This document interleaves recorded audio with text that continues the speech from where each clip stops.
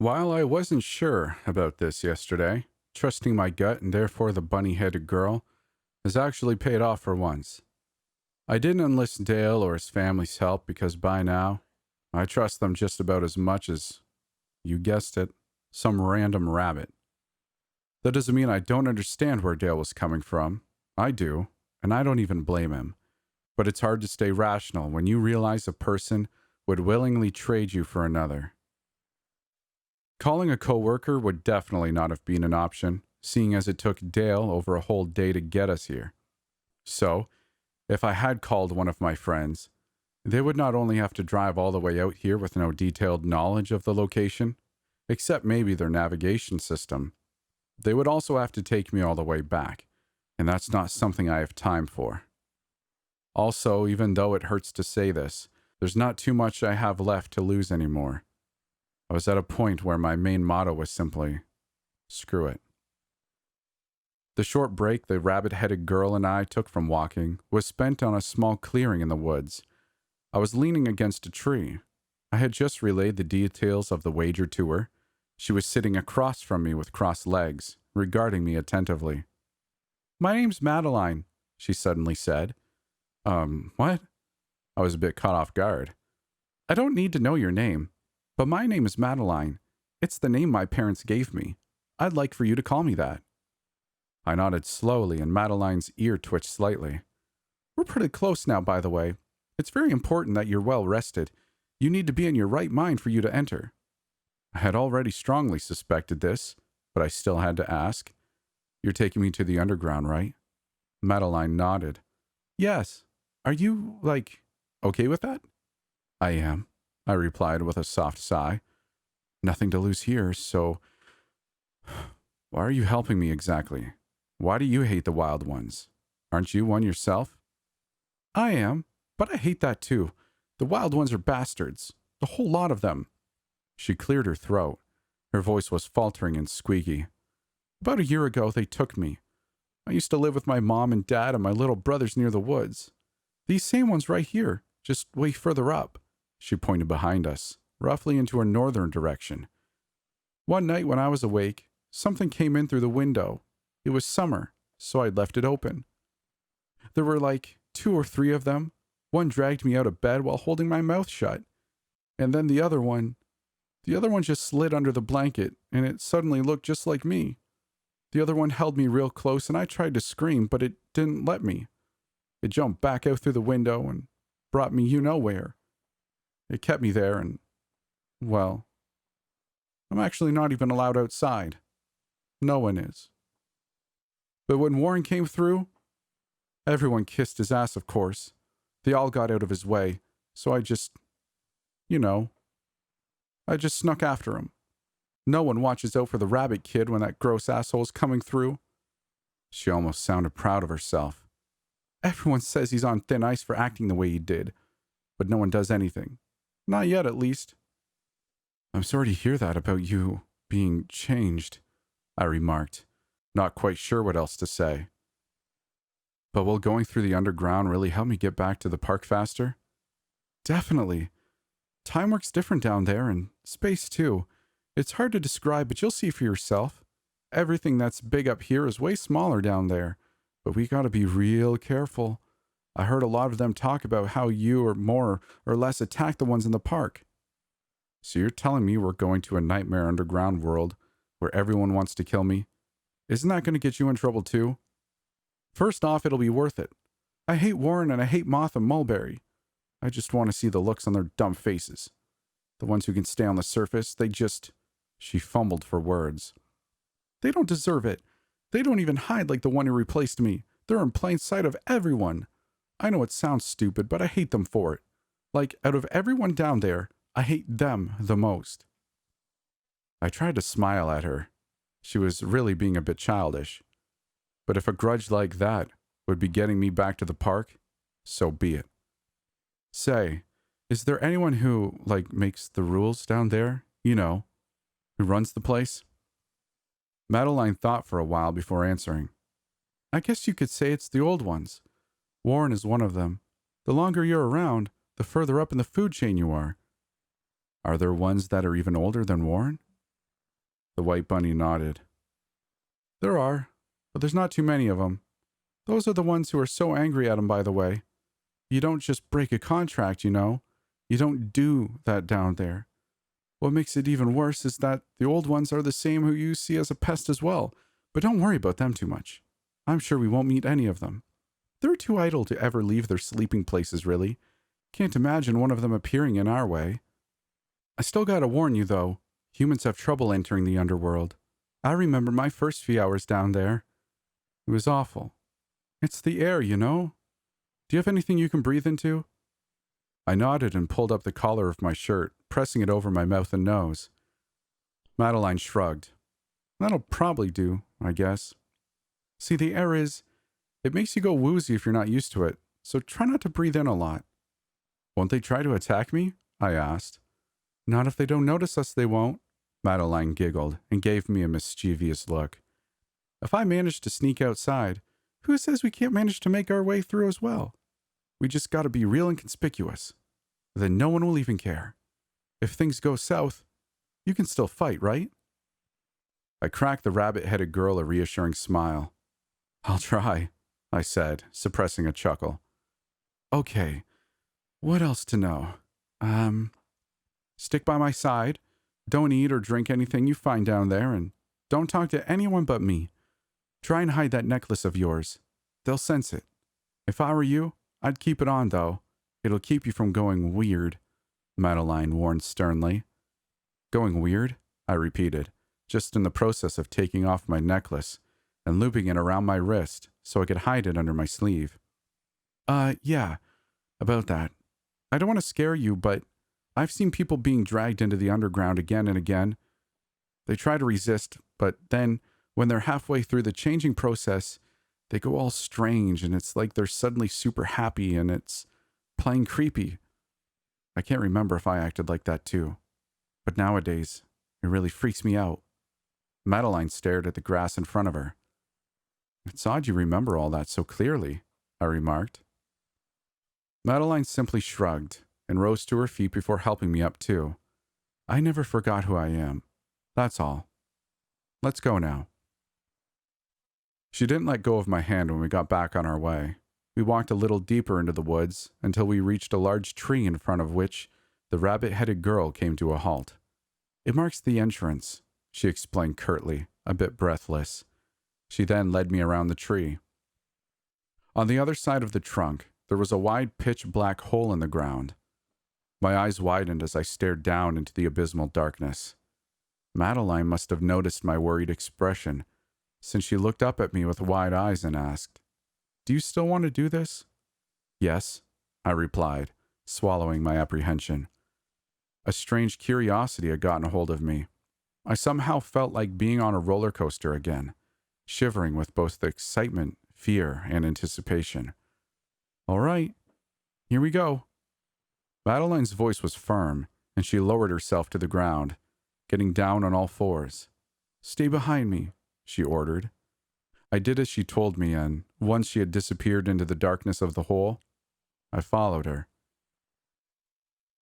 The soil under my palms and knees was wet and soft.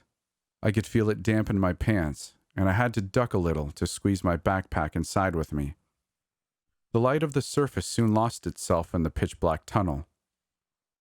Are we even going to be able to see anything once we're down there? I whispered, not daring to raise my voice. Yeah, there's always a bit of light. There's like tiny fires everywhere, Madeline replied calmly. I could see the faint white shine of her head bobbing up ahead of me. We must have crept through the tunnel for minutes. I believe I held my breath for the longest time.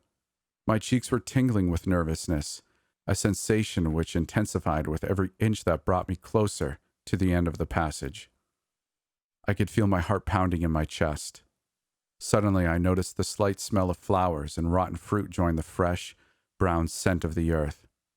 It got stronger and stronger the further we descended, and by the time Madeline warned me that we would have to jump soon, it had completely filled my nose and throat.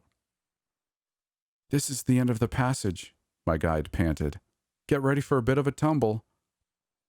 With that, the white spot suddenly disappeared, and I could hear a low thump coming from somewhere below me. Reaching out to feel my way about in the tunnel, I discovered that there was nothing there in front of me. I turned a bit so I would land on my feet, not sure how big of a fall there was to expect, then carefully pushed myself closer and closer to the edge until I felt myself slipping off. To my surprise and delight, I landed safely. My feet hit the ground first and instantly sank into its coating, which I assumed to be foliage at first. Looking down, however, I found myself standing in a sticky, gooey mixture of rotten fruit, definitely the source of the strange smell, decaying flowers and wilted leaves, all resting atop an unidentifiable greenish morass. Glancing around, I noticed that we were in some sort of high cave, the walls of which were illuminated by dimly flickering makeshift torches that were mounted to them. Madeline grabbed my hand. Her naked feet had sunken in all the way up to her ankles.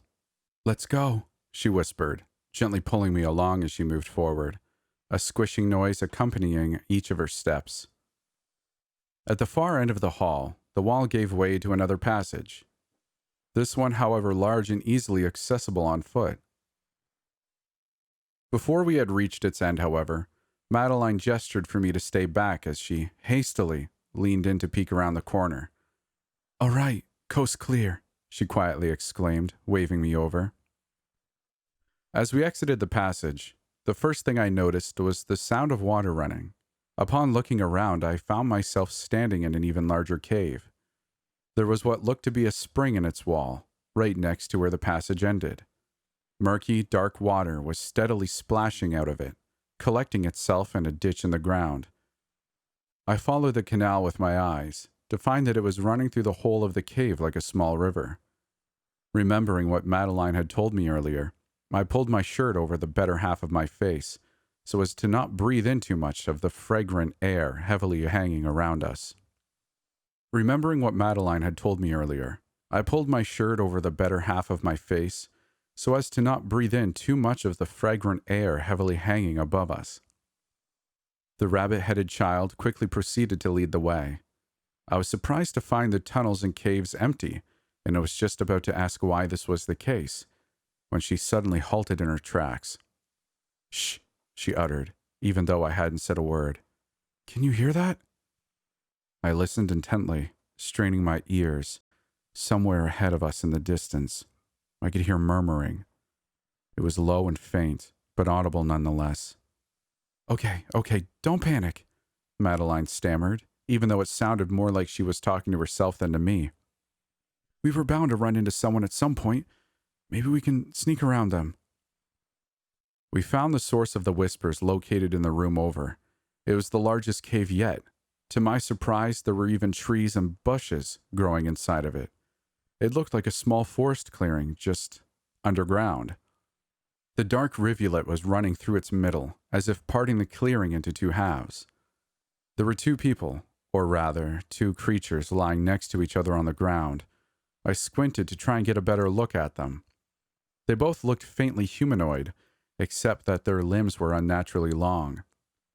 Neither their legs nor their arms had the same size. I couldn't help but think that it had to be nearly impossible to stand upright, let alone walk like that. They appeared to be quietly speaking to one another, their voices low and husky. Madeline gestured for me to follow her, as she hurriedly entered the clearing and sank down behind a bush. I did as she told me, thankfully silent enough for none of the two wild ones to notice me. We began to creep alongside the edge of the cave, hidden behind the thick green foliage of the hedge. As we passed the two resting creatures, I managed to pick up a few short snippets of their conversation. To my bewilderment, however, they weren't really talking.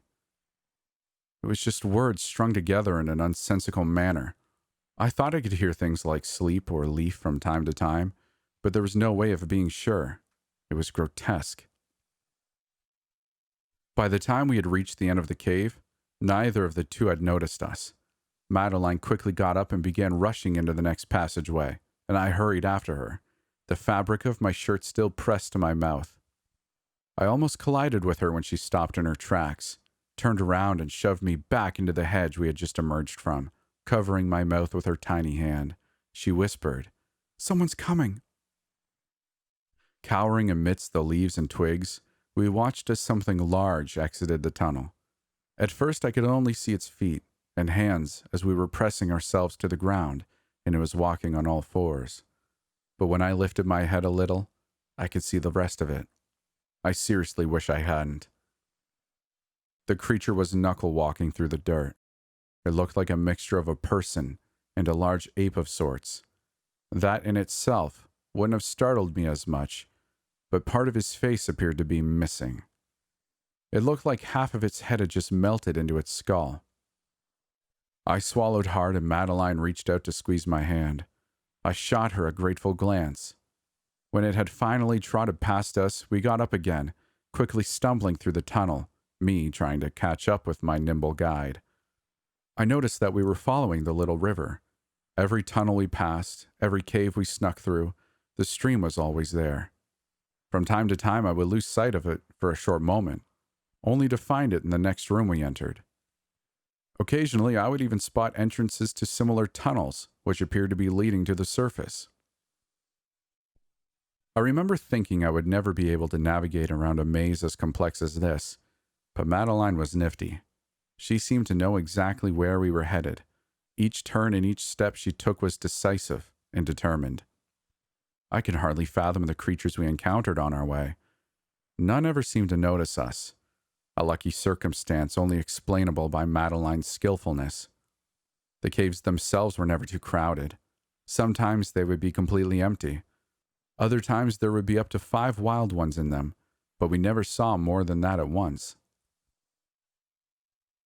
The rabbit-headed girl appeared to be growing more and more confident. She had stopped frantically glancing around and checking if I was still behind her all the time.